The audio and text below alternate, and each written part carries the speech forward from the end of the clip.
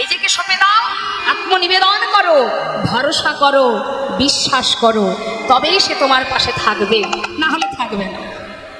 নিজের দায়িত্ব নিজেকে নিলে হবে না, নিজের দায়িত্ব তার কাছে সঁপে দিতে হবে এবং ভরসা রাখতে হবে, তবেই সে তোমার দায়িত্ব নেবে।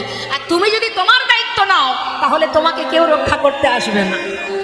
তাই দেখুন আজ কি বলছে, হরিনাম কেউ যদি শ্রবণ করে তার উপকারটা কি? যায়নি তাই সবে মাত্র 6:30 বাজে, এখনই হাই তুললে হবে?